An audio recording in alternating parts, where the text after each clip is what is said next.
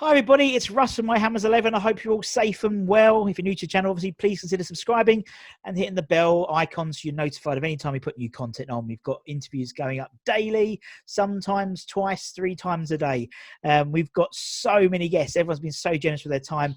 And we've got fans all over the world interviewing all over the world about their memories of West Ham, including today's guest. He is Chris Miles. Hi Chris, how are you? I'm all right, thank you. How are you getting on? Yeah, not bad, thank you. How are you? How are you surviving in this strange new world we live in? It's okay, to be honest. I've been lucky because I can work from home. I've been a lot luckier than most people. So I've been able to work from home. I've had to go in 2 or 3 times to an office with no people. So I've been lucky. Yeah, I suppose nowadays it's not too bad. It's like, you know, if we were in this situation 15, 20 years ago, we'd all be buggered, really. Now, because no one would have had the internet, you know, it's like we'd have dial-up phones and having to play Snake instead of watching Netflix and stuff like that. But my job is IT, so it's been busier than normal. So, and this is a nice break because I've got about 7 or 8 Zooms today, and this will be the most interesting, I'm sure. Exactly, that's what everyone's saying. It's like, oh, another Zoom call, but it's talking about West Ham, so it's okay. And that's the idea of this. As you said, you know, a lot of people are at home now. Obviously, most people are at home. Haven't got a lot of time. We've got no football, live football. Maybe a few weeks' time we might have some. Who knows? You know, hopefully, fingers crossed. But it's given us a time to sort of look back and sort of think about you know, bygone eras and players that we might have loved and forgot and stuff like that. That's the whole point. That's all we normally have to look back on anyway, though, isn't it, as West Ham supporters? Yeah, we can't look. There's nothing to look for now. Yeah, exactly. And that's particularly so true with lots of people I'm interviewing because they're from like the older generation. I mean, I started my career of fans was like 92, the season we went up. And so, you know, I haven't had I've had a FA Cup final and a few. An Intertoto Cup. I forgot about the Intertoto Cup. Obviously, silverware.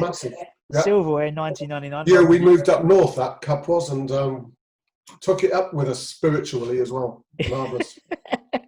And so we haven't had much to laugh about. So, but you know, listen to people like Jackie and people like that.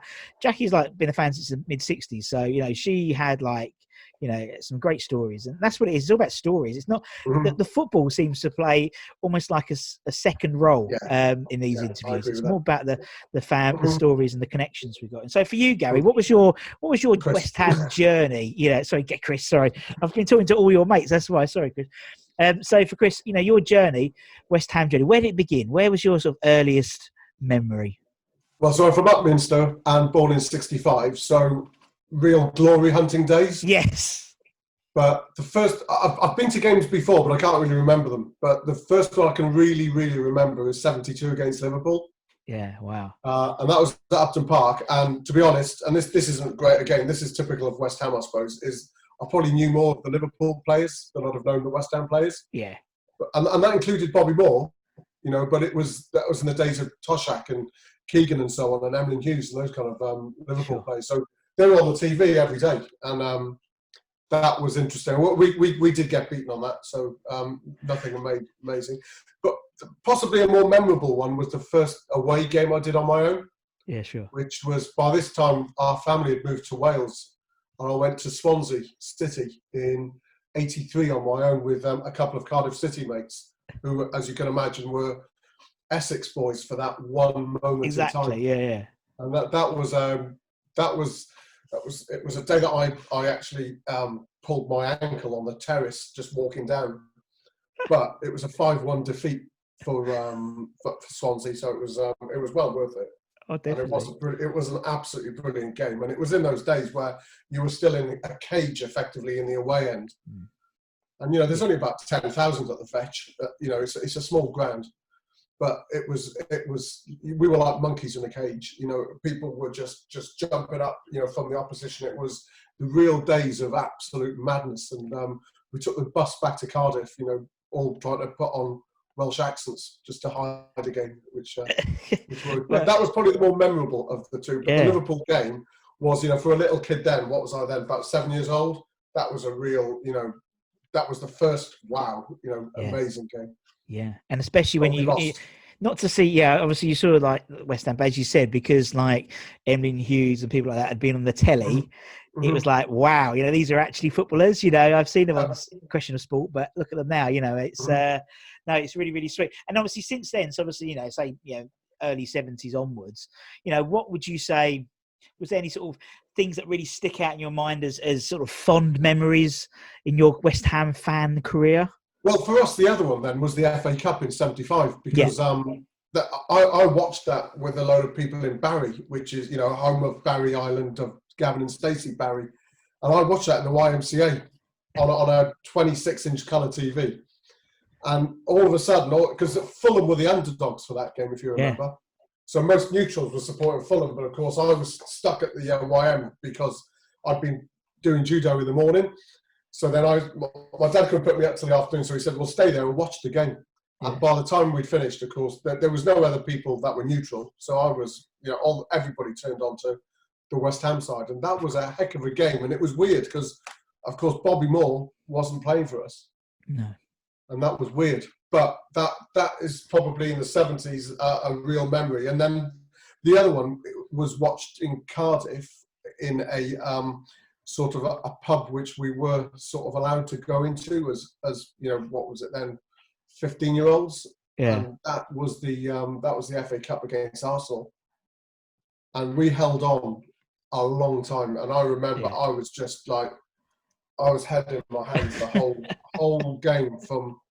It was the middle of the first half or a bit earlier than that, and we just held on. And when Paul Allen got cropped and battered by Willie Young, it was just like, honestly, my blood pressure has never dropped back since. But those are the memories that you have, certainly. Yeah, exactly. And I mean, you're an Upminster boy. I live in Hornchurch, so only down the road. And you sort of like you almost indoctored into being some sort of either a West Ham fan or a Tottenham fan, really, in that sort of region. But I can see it. Yeah, and obviously, it's the memories, isn't it? You said it's you went particularly away game to Swansea. It was you and a couple of mates in the pub. It was you and a couple of mates YMCA. You and everyone. And that's small numbers. Yeah. It's all like communities, and obviously, and that's what's coming through every interview. And it's so nice to hear all that type of stuff. The changes to the ground were quite major as well, though, because the ground evolved so much over those years. Like my dad and I would normally be, to be honest, we didn't have season tickets, so we tended to get a mate of ours, or a mate of my dad's, who would always give us his spare ones. Yeah. So we'd always end up sort of in some weird sort of place swapped with somebody. But watching the way it all changed over the years, especially into the 90s when the seating came in. Yes. That's something that remembers. And because you've got that history, that it's and you've got those memories, the new place is weird still. Because people say, "Oh yeah, but Upton Park's not what it was." But but if you've seen every single change, it's been very strange to leave it. Yeah, I remember when pillars got taken away, and you can remember different things being painted, and we all remember the porter cabins and all that kind of thing. Yeah, no, exactly. I mean, the club shop, and the smells down Green Street as well. Of all the cellars, which I know you get in all football grounds. We get it now, but it's those are the big memories you get. Yeah, I know what you mean, and yeah, it's true. I mean, for someone in your generation, we'll say Chris, in your generation. I mean, you've seen the evolvement. You saw the evolvement of Upton Park from a terrace all the way, and like new grounds, new air, new. So you really saw almost like a Meccano set. Really, it was like Lego. You upgraded certain areas and stuff. But the Lego towers were funny because when I went the first time I saw them, they'd been in for about 3 home games. Yeah. I remember coming up and going, "Oh, those are really actually quite nice." And oh my god, the rip from people that overheard what I said, and I still like them even to this day. Yeah, they were sort of imposing, weren't they? But I absolutely got ripped for liking them. Because I heard they were so bad, and then we went up there, and it's a long wait to get from Cardiff up to Upton Park. About 5 hours. Yeah. And when I looked at it and I came in, I went, "Wow!" All the glass and all that kind of thing. I thought, "Wow, this is like Old Trafford." Yeah, But, yeah, it was quite. I mean, I thought it was quite imposing, wasn't it? It gave a face to that sort of that yeah, in a bit, really naff kind of way. Yeah, But, in a West Ham kind of way. It's like yeah, I liked you it. had It's to get what the we are. towels in. That's what we do, isn't it? We have it's all Mhm. a little bit sort of spit and sawdust. Try. Yeah, But exactly. that is the West Ham way. Sort of Mhm. it's not. We don't appear to be anything else, and I think that was even more so at the old ground. Because it was for Winter Park, bless her. She had seen better days, and it was. Everyone has different opinions. For me, I was always for the move because from Mhm. an infrastructure perspective, Mhm. I had a tape deck at Upton Park, and I still had one until about Mhm. 4 years until we left. So it was about sort of early 2000. I still 2005, Mhm. 2010, still had a tape deck. Mhm.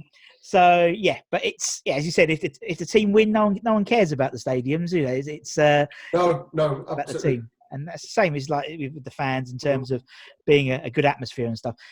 Anyway, let's go on and talk about your 11, Chris, because I imagine you probably got about 1 million emails to get back to and Zoom meetings afterwards. So, Mhm.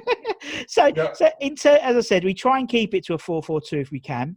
Okay. The only real hard and fast rule is you have to be alive to have seen them play. Now, obviously, from where Oh, that's you all right. are, you've got quite a nice spread, so I couldn't put in. Yeah, I'm quite thankful. You Yeah. are. I can't put in Bobby Moore. I can put in Javier Margas or someone like that instead. Mhm. But so the idea being is that's the spread, and it's your 11, so you can talk about whoever you want. It don't have to be the best players. It don't have to be the worst players. It could be just your Mhm. favourite players. Your cult heroes. It doesn't really matter, to be honest, because it's the people that have made some sort of impact on you and your West Ham sort of life, Mhm. really, to be honest. So in terms of the Chris 11, who would be between the sticks? Well, the criteria for this, I had a good thing about this morning, is really the players that I just liked Yeah, as people. yeah, So not necessarily the best footballers, but the ones that had a bit of an impact, and you just like them because they were West Ham players. So between the sticks, this changed over the period of the 70s. I had 3 keepers that I really remember. yeah. But the one that ended up being my favourite was definitely Phil Parks. Parkser, yeah. And he's going to be a really popular one. And the reason for that is I've met him a couple of times. He's just very down to earth. He answers the questions, that you've asked him, to all the other people on the tours. He's just really honest and down to earth. But as a player, he was always hovering on that England, Yes. and you just thought it was the first time that we'd had that because our previous players hadn't. Mervyn Day was also similar. Was just not getting those kind of England plays. Yeah. But Park sort of was really, you just used to watch some of the saves that he used to bring out and the way that he'd work with the defenders as well. You just felt that they were part of a team. Yeah. So yeah, Phil Parks by quite a long way, I would say. You've got to look at some of the recent keepers we've had. They're great characters. like Adrian and I think sometimes the character side is important for a goalkeeper because they're, I go to most of the away games and they are the ones that you are behind all the time. So the keeper is an important thing. And funnily enough, I only saw Phil Parks probably 2 or 3 times on away, mainly during the 80s. I didn't do many away games, living up in Manchester by that time. But he would be definitely number 1, literally. Yeah, exactly. Good shot. Yeah, and it's such an imposing man, wasn't he? You see, I can't remember who it was. Someone who was chatting. It might have been Sam Delaney or something who was talking. And you don't get that sort of brute of a goalkeeper. He was like a wall, wasn't he? Whereas now you get, I don't know, De Gea is quite. He could easily get pushed off a ball in a challenge. You don't even Fabianski. Bigger He's than not. You think, though. Yeah, he's not. He's actually bigger than you think because I've been doing quite a lot of Old Trafford games. So hey, often you look at him and go, bloody hell, he's actually quite. He's quite svelte. He's quite svelte, though, isn't he? He looks like. Yeah, and the sort of the general sort of mould of a goalkeeper has changed. Even Shilton, he was quite a big lad. He was like and it seems that we've got this sort of more athletic sort of build now. But Phil Parks was just so like domineering. Especially with the hair as well. It's just absolutely massive. Right, we'll put Parks in. Let's go left back. Who do we have left back in for the Chris 11? Oh, this is a difficult one. Well, Frank Lampard always had a lot of time for when I was a kid, and especially at that Swansea game. But I'm going to put, because who I read, I'm not sure if I ever saw. I certainly don't remember seeing John Charles play. Yeah. But it's probable I did. So I'm going to use that as my get at. And I think the legacy that he gave us was quite immense. And I read a lot about him a couple of years ago from the club website. And that's stuck in my memory. So John Charles, from that point of view, and that was a massive legacy, because I don't think, especially with all the crap that's coming out of America at the moment, we just don't appreciate. We just cannot appreciate what those guys went through in those days. No. Although, having said that, we still see some of it even nowadays. We do, but sadly. I think John Charles definitely, and again, I don't remember seeing him, so he's a little bit of I'm on dodgy ground, but I definitely overlapped him by about 6 years, but from all accounts. Oh, that's okay. Possibility. So yeah, he's someone like John Charles will let that one slide. Chris, don't worry about that. No problem at all. Yeah, as you said, the legacy. I think he's somewhat been sort of overshadowed, if that makes sense. It doesn't. I think that's what's. I mean, to be perfectly honest, didn't know hardly anything about John Charles until I started talking to people from a certain era, and then you start reading up a lot about him. And you go, actually, this guy needs a lot more credit than maybe has been documented now. Yeah, obviously. Definitely. Yeah. And it was a couple of years ago on the club website. I remember. It was a couple of years, or 2 or 3 years ago, and I went, oh wow, because I remember the name being. The name was quite a lot, and he died, and there was a couple of TV things about him, 20 years ago, possibly. And it all came back, and I thought, no, that definitely needs a mention. Yeah, definitely. All right, John Charles will put him at left back. Who's going to go? Who's going to go right back? We'll go the other side. Oh, you're going to laugh at this. Right, we used to do a lot of holidays in France in the mid 2000s to the late. Yeah. And my little kid, Hugh, used to wear a West Ham top all the time. And so a lot of French people would talk about West Ham and Julian Fober. And as a result of that player, we made friends with an awful lot of French people on these holidays. It was a brilliant talking point. And especially when he went on loan to Real Madrid. Yeah. And at that point, we were we'd gone on holiday to a place in near La Manga, down where all the footballers go in Spain. Yeah. And that was a talking point again. So I'm going to put Julian Fober. And I actually liked the guy as well. Yeah. And I liked a lot of his play. With a bit of a smile, obviously said for some of that, because he could make some absolute shockers. Yeah. But I liked, I thought he was a West Ham player. Yeah. But because of those holidays, Julian Fober for back sitting where he plays. Right back. No, I love it. No, and also, I mean, I think it was unfortunate because he came with a fanfare, and then he sort of came injured, didn't he? And it's like any player who relies on pace. As soon as their hammy goes or whatever, they're not the same. Not the same player. And I think again, one of the other guests was talking about Fober and the story about how he got to Real Madrid because wasn't it Ramos was the manager. Yeah, and I only read about that properly a few years ago as well. Yeah, brilliant. And because Julian played 2 really good games against Tottenham, he went, "Oh, I'll have him." That's what I saw. Yeah. Right, put Julian in, put Fober in at right back. Let's go centre backs then. Chris, who's your first centre back? Well, it's got to be Bobby Moore. Yeah, you thought privileged enough. Without any doubt. And I think that the one thing to say as a kid, born in '65, and this is real glory hunting years for West Ham United. Yeah.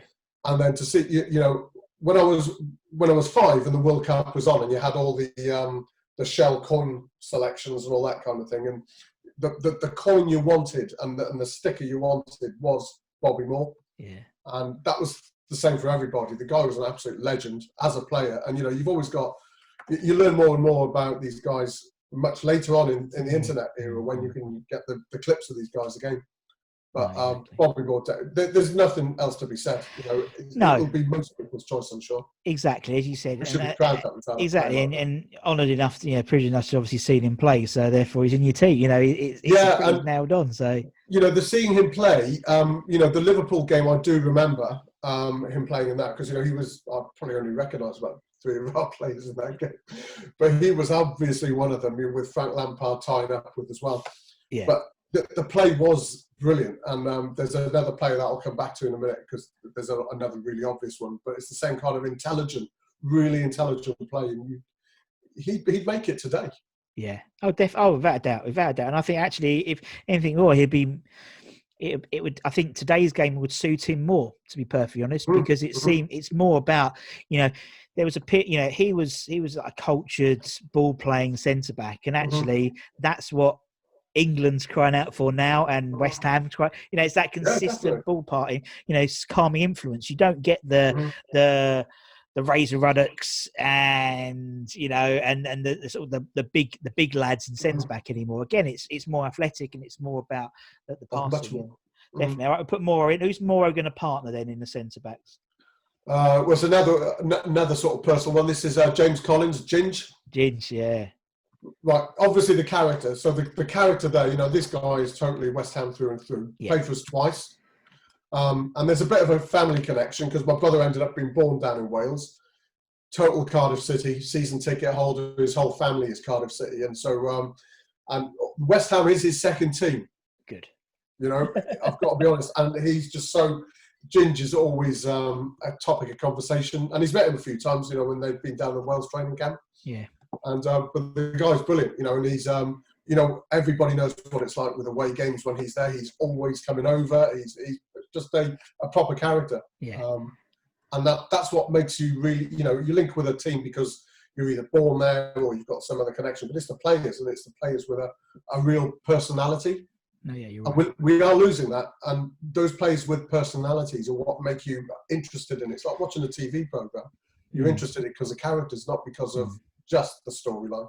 No, you're right, totally, and I think that's a general observation of the game itself, isn't it? The characters, you don't get characters anymore now in football. It's so professional, and they're uber professional. Yeah. Exactly, and so they're so professional that you don't get that anymore now. So it's like I was talking to. I can't remember. That's really important. I think it was John Black actually in Vegas, and he was saying he had like I think he had Moncur in his team or someone like that, and that was the last sort of era I can think of that there were characters at West Ham or in general. You don't hear the stories of players hazing other players in dressing rooms because they're probably sue them for bullying or whatever there, and it's that's what people love. They love to be entertained. West Ham fans don't necessarily. We know we're not going to win every game, but we want to be entertained, as you said, and so it's that characters that we. And it's the same in all sports as well. We're seeing, whether it's cricket or Formula One or anything, the characters are going out because the game's more of all of the games are professions. Yeah. Tennis is the main one, isn't it? You don't get the McEnroes and Jimmy Connors. Exactly. And you get Andy, bless him, and Djokovic. Snooker players, all that kind of thing. Yeah, I mean, Ronnie O'Sullivan's an exception to the rule, isn't it? Yeah, that's what I was just going to say. Yeah. So, and again, he sticks out. And that's the thing, where before you could say Higgins, Jimmy White, reel him off. You can't do that anymore now. Great, okay, lovely stuff. Gingy's in. Let's go left wing. Who should we have on the left wing then, Chris? Joe Cole for me. Yeah, Joey Cole. And I don't think I've seen as a skillful player for West Ham. It's a hard bar. We've got some amazing skillful players, but some of the moves I saw from that kid, as he was at the time, have been absolutely unbelievable. And for England, and gutted he didn't play for us at the peak. And there were so many players we didn't have at the peak. Yes. Whether it's Carrick's and Rio Ferdinand's and all those kind of characters, but honestly, Joe Cole, some of the skill that guy used to do, it was real, Spanish, Brazilian kind of stuff. It was, yeah. And it seemed to get suppressed after he left us. Yes, exactly, yeah. But I would definitely put Joe Cole in there. I agree, totally. And I think he did. You're right. He did get suppressed when he went to Chelsea. He's put on the wing at Chelsea and England. And arguably his most creative bit was when it was his first stint at West Ham. Coming through from the academy. You remember the FA Cup Youth Cup final. He was doing. He was in the final doing twirls and stuff around players, and it's like. and then when he came and did it, he did it, you know. And again, I think it's a faction of the game, how it's changed. You don't get those free role players anymore. No, you've got to be safe. Position. Exactly. It's safety first, really. Yeah, absolutely. Where Harry was different. You know, Harry, you know, it's everyone, you know, some people don't like him, some people love him, but his brand of football was different like that. It was. Well, he wasn't he wasn't an Allardyce in which he wouldn't punish mistakes in the same way, say, an Allardyce would. Yeah. And that would allow them to be more creative, but that, you know, that made us more leaky, you know. It did. So it was swings exactly. And I don't, and you know, I think some managers have got the balance right, but still, as you said, it's, you know, someone like Klopp, you know, obviously he has the balance right, it seems, in terms of a strong defence and a very creative attack. He's got the money for it as well, yeah. And they got the money for it, exactly. So, yeah, needs must. Right, okay, we'll put Joey in. Let's go with the right wing then, Chris. I found this one very difficult. Oh, good. Yeah, this was a tough one. So I went back to the one again, which players that could have made it. And this guy just came up in a conversation last week, and it's Jack Conison. Yeah. And he was, and you know, you're talking about injuries changing a player. You know, he had it, and I think the time he came out and he played after his dad died. You know, a lot of us have been through that kind of thing, and it was that was a stunning thing. You know, absolutely stunning thing to see that. And again, since he's been a player with us, again, he's a character, and you know, he's carried on having links to us. And you know, one of the games I really enjoyed him was an away against Stoke a few years ago, which is when Carroll and oh god, I forgot his name, Shawcross had a bit of a judo match together, and you know, Conison scored in that game, or set the goal up, I should say. Absolutely brilliant, you know. And you just see these bits of skill, and you think, if only. Yeah, unfortunately, that's all too familiar for West Ham, particularly in the modern era, isn't it? It's the if onlys. Yeah, I mean, Jack, and he's such a lovely guy as well. So I don't know if it's like a best 11, but these are the kind of players that sort of like you saw. And that's what's great about it. It's not, you know, these. I think we've had about 120 names across 51. You're the 51st interview we've had. So, you know, there's people who always shine, you know, in people's minds. But based on your time reference, people like Jack, they get a recognition. You know, obviously Joe. You know, some people. You know, and that's what I love about it. You know, different stories. And Jack is exactly that. He is West Ham through and through, and he's doing a great job over at Atlanta. And he obviously he trained with, he did the kids for a while here, and obviously did the kids at Peterborough, the youth teams there, and. He's the type of person you want back in the club, you know, all these types of things. So clever player as well. He was a really good player. Okay, so we'll put Jack in. Right, who should we have in the centre midfield? Who's your first centre midfielder? I'm going to go for my probable, you know, favourite player of all time is going to be Trevor Brooking. Yeah. So you can imagine. Well, the age is absolutely. He covered all of that period where I saw him coming into the team, on a full-time level. And then I saw him drop out, and I saw, you know, what an amazingly clever bloke reading the game. Yeah. You know, he just, I don't know, it's just in every way. There's very little you can say about that hasn't been said about Brooking, you know. But the one thing I thought is that he was just never used as he could have been in, say, the England setup. Sure. Yeah, totally. And you know, again, you know, you had injuries and. Just before, I think it was the 80 World Cup in Spain, where of course he came on at that game late with Keegan, 20 minutes, and the difference they made. But that happened, you know, that was with us as well. And no, he was that the bridge between the West Ham of the glory years and, you know, up into the 80s and nearly to the 90s. Yeah. But an absolute club legend in every way, and for England as well. Yeah, totally. And you know, and I think it was a point that a few people made. You know, he had, you know, what he was doing with a ball at, you know, at that time of the year, that time of sort of the world, so to speak, in terms of the pitches and the heavy boots and heavy balls. And on a London stadium bowling green, it would have been incredible. Yeah, it'd be what he could interesting do. to see. Yeah, I'd love to see. Yeah, because it's like all these guys, they were doing it on bogs of pitches, and vice versa. I'd love to see. The Payets of this generation play on those boggy pitches in the '70s and see what, and the boots and the ball, and see what they could do as well. And you could have some the header as appreciation. well in the '80 Cup final has got to be a massive. That was huge. It really was. It was so unexpected. Yeah. And I really never saw the way that came in, and it was just absolutely brilliant. And of all the, it was at that time when he was at his peak, and that's when you wanted him to nail it, and he absolutely nailed it. And brilliant. And still a record that holds true today. Being the last team outside the top flight to win the FA Cup. So it's not bad. 20 years on, or is it 20 years? No, 40 years. So 40 years on. Sorry, God, I forgot how old I was then. 40 years on. Yeah, so it's it's brilliant. Okay, who's Trevor going to partner in the midfield then? Well, same criteria again. It's going to be Mark Noble. Yep. And I think with Noble, I think we are seeing with Mark the last of the traditional West Ham players. Yeah. And I think that's a massive shame. So I would keep him in the team at the expense of our performance. So I'm totally biased, So, but I think last season, without and the stats speak for themselves. Yeah. Our record with him playing is better than when he is not playing. Yeah. And there's no two ways on it. Yeah, he makes the odd mistake, but it's frustrating when you listen to people sort of wanting him to release the ball. When you look at the other, 9-10 players, none of them can take it. None of them can receive it often, and he dilly-dallies on the ball because nobody's in space. Nobody's got a chance of running into space, and I think he sometimes, he thinks too much because of that. Yeah.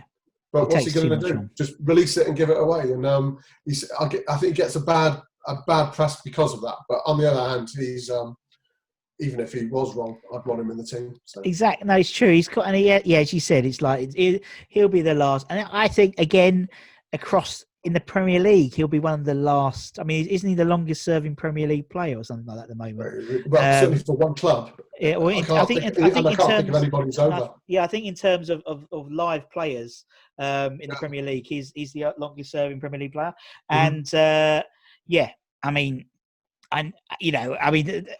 it was a stat. I think Tony Gale did it on our interview, and it was something like when he was playing at West Ham, there was 10 testimonials in succession, testimonial years, including his at the end, obviously. And that's something you don't get in the modern game now. No, absolutely. Well, look at us with managers. We could count our managers on one hand for a long, long time until, probably Frank McAvenny, and then after that it started to get a bit quicker. But the managers we had were just so far and few between. It was unbelievable. It wasn't Frank McAvenny. I can't remember the name. Lou Macari. Thank you. Yeah. Yes, right. if I hadn't corrected you, Chris, some probably Kent Hammers or someone on the YouTube, they always just looking at this Scottish blonde locks, thinking, oh, well, he wasn't the manager, you idiot. Oh God, could you imagine Macca being the manager? It'd be interesting at West Ham.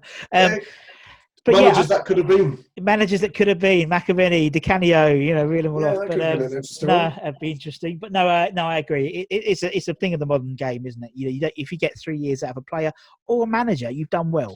And so it's a very unusual thing, to happen. But Mark, as you said, I think he's one of a dying breed of footballers who are stay for over 10 years now. I can think of in modern day, I can think of Mark Noble's testimonial. I can think of Vincent Kompany's testimonial for Man City, and Carragher. And maybe Gary Neville, and that's the only ones I can think of where there was a. Yeah, Gary Neville's. I've heard of that. But the Mark Noble testimonial was. For many, many reasons, a very special day for an awful lot of people. It was amazing. It was like a perfect. It was almost like Mark was meant to be a West Ham player and make his debut. 10 years. It's almost fate, wasn't it? 10 years ago, just so then he could have his testimonial at Upton Park. The whole timing of that season was just bizarre. Everything was bizarre about the whole season. It was as if it had been written. Yeah, the stars are aligned completely, wasn't it? That set us up. It does, and it very rarely happens to West Ham in that situation, particularly in the modern era. Right, okay, let's go up front then, Chris. Who's your first striker? Right, I've got three, and I need to whittle them down. Well, based on the testimonial, then I'm going to go with Dean Ashton. Yeah, Dino. Because that overhead kick and the thunderous earthquake as he hit the deck. Dean Ashton definitely. Same thing again. The play that could have been. Could have been, yeah. But oh wow, seeing those games in the mid 2000s that he was involved in, when he was playing, we're talking everything from 2006 FA Cup all the way through to when he got injured, when he came back and he got crooked again, then he came back and you saw that. It was heartbreaking to see what happened. But what an amazing player. And yeah, we probably wouldn't have had him for more than a couple of seasons. No. What an absolute legend of a player for us. So I would definitely have him as my main striker. That's great. And he's kept links with the club and comments about us and everything, which is great. Yeah, always has very good words to say about West Ham and stuff. Right. And the fans. The second one is tough. I'm looking at what I've written on each one of these two. I think from just a West Ham level, I'm going to say Tony Cottee. Yeah, TC. Yeah, because it's very, because I think he was a player that did fulfil practically every potential he had, and I wouldn't say I wept, but leaving for Everton. There was something in your eye that day, Chris. That was we missed out on it again, just as he was getting to the top. And Cottee, I would definitely say is that. I want to mention for Craig Bellamy though. Yeah, good shout. Because he had a bit of stick when he left to Man City, and we, who knows what the reasons were, but I've heard Craig Bellamy say personally that he did not want to leave West Ham United. And, he's said that many, many times, book and everything. And I think, he's one of these guys, he had operations on his knees and everything. It's just another example of a player, what could have been. But, what could have been. And yeah, I mean, him and Ashton, what could have been, potentially. That was the idea, wasn't it? Because, after, it's obviously Cottee and McAvenny, you had Hartson and Kitson. It could have been Ashton and Bellamy, I think, in terms of that. We had Zamora at the same time as well. Yeah, that's a good point. Yeah, Bob's. As three strikers to choose from in that period, that was pretty good. But Cottee, I've got to say, he's got the longevity as well for a striker. And, when he was in the box, everybody stood up. There was something usually happened. Sure, exactly. So I think Cottee's going to get that. He's going to get that. Yeah, no, I agree, and you've got the big man, small man up front. It's sort of a modern day big man, but yeah, no, exactly. And that, as you said, that sort of does the team quite nicely, Chris. I mean, I think that's a good one. I might do a what could have been 11. I might do that on Sunday, because I think that'd be quite funny. Go back and look. Joe Hart. What could have been if he was if Joe Hart was the player that he was originally. Rather than when he came to us and stuff like that. No, brilliant. No, we lost. This is going back also to things like the academy days and everything. And nurturing. We've lost that. So we are just like any other club. We buy a player in when they're practically formed, and it's a real shame, because a lot of those players on that list we saw from a low level, on a young level, and to see them coming through, or read about them coming through as well, has been, unbelievable. Yeah, exactly. There's so many players that you miss out on. When I used to see, Jeff Hurst and those kind of guys, that their history. Yeah. You've read about it. In the case of Jeff Hurst, I saw him towards the end of his career, but the Clyde Bests and everything. These are guys that were. The history's there, isn't it? Oh, totally. And I mean, someone like Joe Cole, you knew about him from about the age of 13 or something like that, wasn't he? Yeah. Well, Lampard Jr. as well. It's you saw them developing, and some of the play that we had off those players was it's close on world class. What could have been? That crop, if they'd all stayed together, we would have hoped, it would have emulated, I would imagine, the 85-86 season with that, if you had that crop in their prime. Oh, definitely, yeah. I'm not sure my top 11 would have been able to play. Best 11 would have been able to play together. Having said that, no, that's not the point. That's not the point. The balance that he wanted to. Chris, it's been absolutely great chatting to you. Thank you so much for the time. I can see you put a lot of work into it as well, and that's what I love. You've been typing up and making probably last minute changes and things like that. It's absolutely brilliant. And obviously, Better thank than you. doing emails. It's better doing emails. Yeah, it is a welcome distraction at the moment, which is lovely. He's brilliant. I'm glad you enjoyed it, man. And obviously, thank you to everyone for watching. Like, share, subscribe. You know what to do. Until the next one, from me and Chris, take care and stay safe, everyone. Take care. Bye-bye. Cheers.